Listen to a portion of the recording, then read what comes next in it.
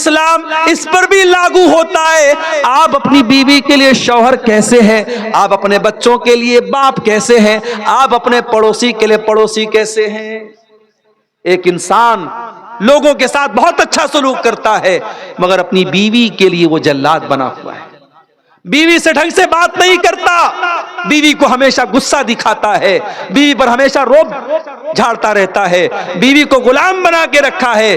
معاف کرنا میرے پیارے ساتھیوں، میں نے اپنے کانوں سے سنا ہے، کہنے والے یہاں تک کہتے ہیں عورت پیر کی جوتی ہے، اس کو کبھی سر پہ نہ چڑھانا ورنہ سر پہ چڑھ کر کے پیشاب کر دے گی۔ یہ جملہ مسلمان کہتا ہے۔ او لوگو، جس عورت کو تم پیر کی جوتی قرار دے رہے ہو، میرے نبی کیا فرماتے ہیں؟ خیرکم خیرکم لأہلہ وانا خیرکم لأہلی۔ او لوگو، تم میں سب سے بہترین انسان وہ ہے جو اپنی بیوی کے لیے سب سے اچھا ہے، اور اللہ کے پیارے نبی فرماتے ہیں کہ میں اپنی بیوی کے لیے سب سے اچھا ہوں۔ آپ کی 9 بیویاں ایک ساتھ رہتی تھیں، آپ ان کے نخرے بھی اٹھاتے تھے، آپ ان کی خواہشات کو پورا بھی کرتے تھے، ان کا حق بھی ادا کرتے تھے، سفر میں جاتے تھے قرآن اندازی کرتے تھے، ڈرا کرتے تھے، جس بیوی کا نام آتا تھا اس کو لے کے جاتے تھے۔ ابھی کل ایک صاحب کا فون آیا، کہنے مولوی صاحب ایک مسئلہ پوچھنا ہے۔ میں نے کہا کیا مسئلہ ہے؟ کہا اگر کسی کی 2 بیویاں ہیں اور جس بیوی کے پاس اس کی باری لگی ہے، مان لیجیے ہفتے میں 2 دن اس بیوی کے پاس، 2 دن اس بیوی کے پاس اس نے باری لگائی ہے، اب جس بیوی کے پاس وہ گیا ہے وہ بیوی اگر پاک نہیں ہے، پیریڈ میں ہے، تو کیا وہ اپنی پہلی والی بیوی کے پاس جا سکتا ہے؟ میں نے کہا تو بڑا پیچیدہ مسئلہ آپ نے پوچھ لیا بھائی۔ میں نے کہا اچھا آپ یہ مسئلہ پوچھ رہے ہیں کہ آپ کی 2 ہیں؟ تو کہا کہ الحمدللہ مولوی صاحب میری 2 ہیں۔ تو 2 والے بھی کبھی کبھی فون کرتے ہیں، وہ تو اچھا ہوا کہ میں گھر پہ نہیں تھا، اور ہماری اہلیہ تو جلدی سے فون کاٹ دیتی ہیں کہ 2 والا کیوں فون کر رہا ہے آپ۔ تو اب بیویاں 2 ہیں لیکن انسان اس بات کی چنتا کر رہا ہے کہ کیسے ان کے ساتھ انصاف کرو۔ آج حالات کیا ہیں؟ ایک بیوی والا بھی اپنی بیوی کے ساتھ ظلم و ستم کر رہا ہے۔ میرے عزیزوں، یہ بیوی نبی اکرم نے اپنی بیویوں کے ساتھ حسن سلوک کر کے یہ تعلیم دی ہے کہ آپ اپنی بیویوں کے ساتھ اچھا سلوک کیجئے، پکے مسلمان بنیے، پورے مسلمان بنیے، اپنے بچوں کے لیے اچھے باپ بنیے۔ یہ جو ہماری قوم کی بیٹیاں مرتد ہو رہی ہیں، کبھی آپ نے غور کیا یہ مرتد کیوں ہو رہی ہیں؟ اس کے بہت سارے اسباب ہیں، بہت سارے کارن ہیں، بہت سارے ریزنز ہیں۔ اس میں ایک وجہ یہ بھی ہے جن بچیوں کو گھر میں پیار نہیں ملتا، کبھی ماں ڈھنگ سے بات نہیں کرتی، کبھی باپ محبت سے بات نہیں کرتا، تو ان لڑکیوں کو موبائل پر کوئی ذرا سا آئی لو یو بول دے، ذرا سا محبت کے چند جملے پھینک دے، ذرا ان کے بالوں کی تعریف کر دے، ان کے چہرے کی تعریف کر دے، تو وہ لڑکیاں لٹو ہو جاتی ہیں اور ان کے لیے موم بن جاتی ہیں۔ اس لیے اپنی لڑکیوں کو یہ ناجائز محبتوں کے جال سے بچانا ہے تو جائز محبتیں ان کو دو، اپنے بچیوں سے پیار کرو۔ میرے پیارے ساتھیوں، ہمارے پیارے نبی صلی اللہ علیہ وسلم اپنی بچیوں سے بہت پیار کرتے تھے۔ 4 بیٹیاں آپ کی تھیں، 4 بیٹیاں آپ کی تھیں۔ بڑی بیٹی زینب تھیں، اس کے بعد رقیہ تھیں، اس کے بعد ام کلثوم تھیں، اور سب سے چھوٹی بیٹی فاطمہ تھی۔ حضرت فاطمہ کی شادی آپ نے حضرت علی سے کی تھی۔ حضرت حسن اور حسین کی ماں تھی حضرت فاطمہ۔ جب حضرت فاطمہ کبھی نبی کے پاس آتی تھیں، نبی کی زندگی میں 3 بیٹیوں کا انتقال ہو چکا تھا، بس یہی ایک بیٹی بچی تھی، سب سے چھوٹی بیٹی تھی، سب سے لاڈلی بیٹی تھی۔ جب یہ نبی کے پاس آتی تھی، اما عائشہ فرماتی ہے کہ اللہ کے نبی اپنی بیٹی کا ویلکم کرتے تھے۔ بیٹی کو دیکھ کر کے آج گھروں میں ماحول ایسا بن گیا ہے کہ گھر میں بیٹی آ جائے تو بہو اپنی ناک منہ بنانے لگتی ہے کہ ہماری نند آ گئی۔ بھائی بھی بیچارہ دھیرے سے کنارے ہو جاتا ہے کہ بہن آ گئی تو بہن کے بچے بھی آگے، ان کو پیسہ دینا پڑے گا، سامان دینا پڑے گا۔ میرے بھائیوں، اگر اللہ نے آپ کو بہن سے نوازا ہے، اس بہن کی محبت کی قدر کرو۔ آج کے اس دور میں اگر آپ کی بہن وقت نکال کر کے آپ کے گھر آتی ہے، اس بہن کے اس رشتے کی قدر کرو، ورنہ ایک زمانہ وہ آئے گا کہ تم ترسو گے، بھائی کی الگ دنیا ہوگی، بہن बहन की अलग दुनिया होगी। अपनी बहनों को भी मेरे भाइयों उनका मान सम्मान दो, उनको प्यार दो, अपनी बेटियों को मान सम्मान दो। बेटियां अगर घर में हैं इज्जत से बात करो। अल्लाह के नबी अपनी बेटियों का इस्तेकबाल, अपनी बेटी का इस्तेकबाल करते थे और खड़े होकर के अपनी बेटी से कहते थे मरहबम बिबनती, ऐ मेरी बेटी तेरा आना मुबारक हो। और अल्लाह के नबी अपनी बेटी का हाथ पकड़ के चूम लेते थे और अपने बगल में, अपने साइड में, अपने बाजू में, अपनी सीट पर अल्लाह के प्यारे नबी अपनी बेटी को बिठाते थे। बेटियों से प्यार करना भी नबी की सुन्नत है, बेटियों से मोहब्बत करना भी नबी की सुन्नत है। और बेटियों को मारना, बेटियों पर जुल्म करना और मां के पेट में बेटियों को कत्ल कर देना, ये मुशरिकों का तरीका है, ये जाहिलियत का तरीका है, ये मोहम्मद अकरम का तरीका नहीं है, ये इस्लाम का तरीका नहीं। इस्लाम हमें एक अच्छा बाप बनने की तालीम भी देता है। अपने बच्चों की तरबियत करो मेरे प्यारे साथियों। अभी ट्रेन पर मैं सफर कर रहा था, गैर मुस्लिम लड़के लड़की आपस में बात कर रहे थे। बात निकल गई कि आजकल जो मोहब्बत चल रही है, छोटी छोटी बच्चियां, छोटे छोटे लड़के लड़कियां प्यार मोहब्बत के नाम पे उल्टे सीधे काम कर रहे हैं। तो उस लड़की ने बड़ी पॉइंट की बात बोली, गैर मुस्लिम लड़की थी। उसने अपने साथी से कहा, पता नहीं उसका भाई था या दोस्त था या शौहर था, जो भी था, उसने कहा कि मां बाप को बहुत चौकन्ना रहना पड़ेगा। आज लड़कियों की परवरिश करना है तो मां बाप को बहुत चौकन्ना रहना पड़ेगा।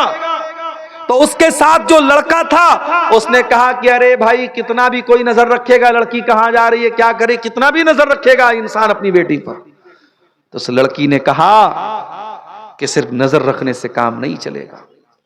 आज के दौर में अगर बच्चों को पालना है तो मां बाप को अपना सब कुछ कुर्बान करना पड़ेगा। वो लोग जो चंद पैसे कमाने के लिए अपने बच्चों को छोड़ के बाहर रहते हैं, उनसे कहूंगा भाई कम पैसे कमाओ, अपने बच्चों को टाइम दो।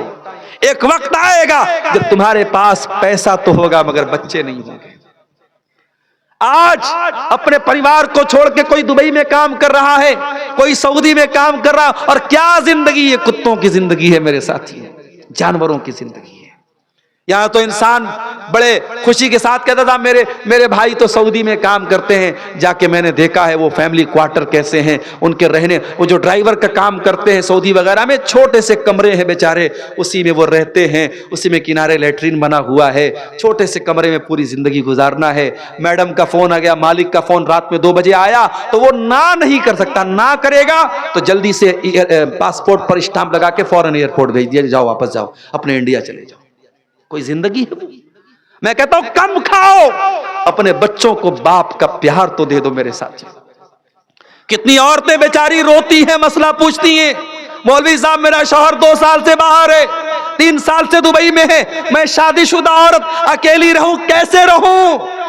समाज कहता है कि औरतें रह लेती हैं, औरतें जरूर रह लेती हैं मगर घुट घुट के रहती हैं। और उसमें बहुत सारी ऐसी औरतें भी हैं, घर में ज्वाइंट फैमिली सिस्टम है, देवर भी रहता है, जेठ भी रहता है, कजिन्स भी रहते हैं, शौहर बाहर रह रहा है, कितने घरों में हराम रिश्ते पनपते हैं। ऐसी नौकरी, ऐसा काम जिसमें आप अपनी फैमिली को टाइम न दे सकें, मेरे प्यारे साथियों, अपने परिवार से दूर रहकर 2-2 साल तक अपने बच्चों से दूर रह करके काम करना पड़े, ऐसा काम करना ठीक नहीं है मेरे प्यारे साथी। और इसीलिए मैं तकरीरों में यह बात कहता हूं कि हमारे मदरसों में जो मौलवी लोग पढ़ाते हैं, असातिज़ा जो पढ़ाते हैं, उन असातिज़ा के लिए, उन मुअल्लिमीन के लिए भी फैमिली क्वार्टर का इंतजाम होना चाहिए।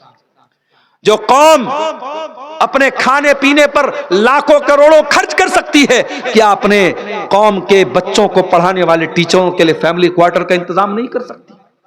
ये कौन सी जिंदगी है कि एक टीचर मदरसे में पढ़ा रहा है, 6-6 महीने पर उसके मदरसे की छुट्टी होती है, 6 महीने में एक बार बेचारा अपनी बीवी के पास जाता है। क्या उसकी बीवी को अपने शौहर के साथ रहने का हक नहीं है? क्या उसके बच्चों को अपने बाप के साथ रहने का हक नहीं है? कितनी मस्जिदें हैं, इमाम साहब के रहने के लिए बिल्कुल छोटा सा हुजरा दिया जाता है। बेचारे इमाम साहब अगर पूरा पैर फैला के सो जाएं तो एक सर दीवार में लड़ रहा है और दूसरा पैर दीवार में लड़ रहा है, इतना छोटा सा कमरा इमाम साहब को रहने के लिए दिया जाता है। अरे तू अपनी बिल्डिंगों में आराम से रहे, अपने बच्चों के साथ आराम से रहे, अपनी बीवी के साथ आराम से रहे, और तेरी मस्जिद का इमाम बेचारा अपनी बीवी से दूर रहे, अपने बच्चों से दूर रहे।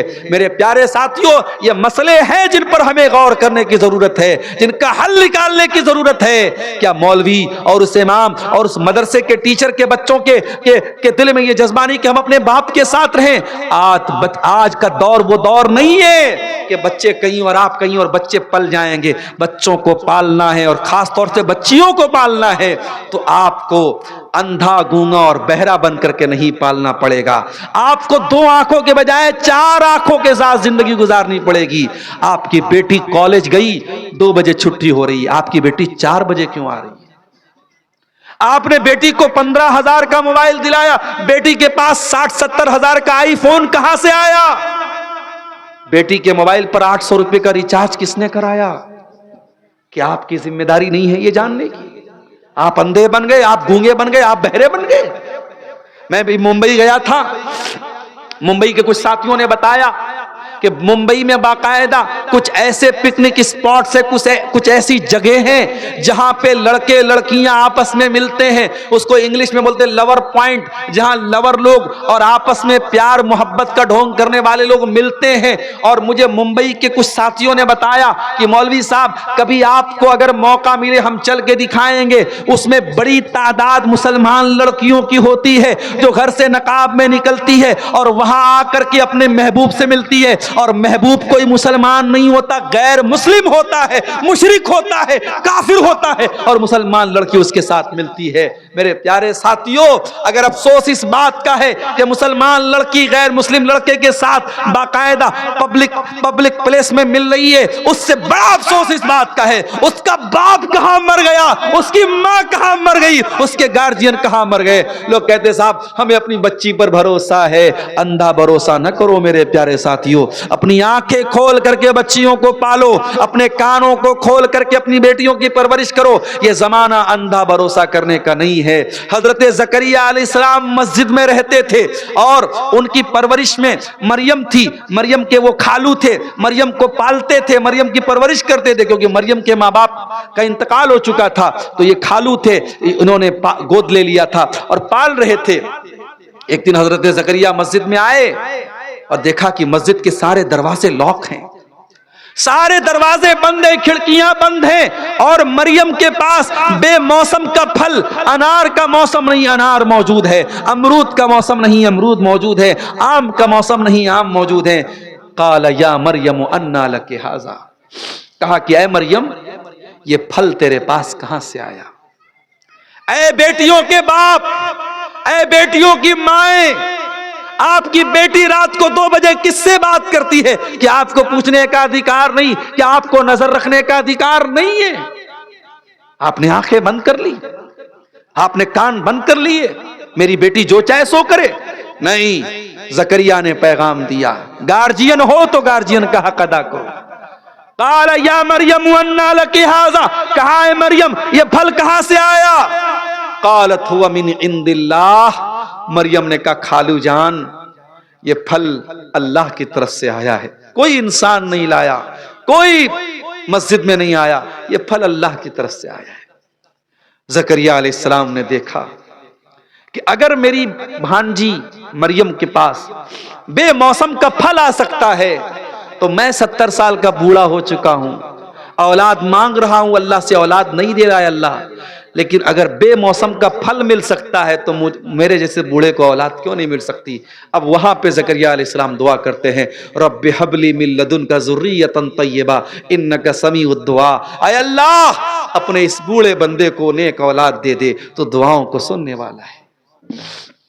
मेरे अजीजों, ज़करिया अलैहिस्सलाम ने हमें और आपको पैगाम दिया, एक जिम्मेदार बाप बनो, एक जिम्मेदार माँ बनो। और अपनी माँ से कहना चाहूंगा, आखिरी बात बयान करके बात खत्म कर रहा हूं, अपनी माँ से एक बात कहना चाहूंगा।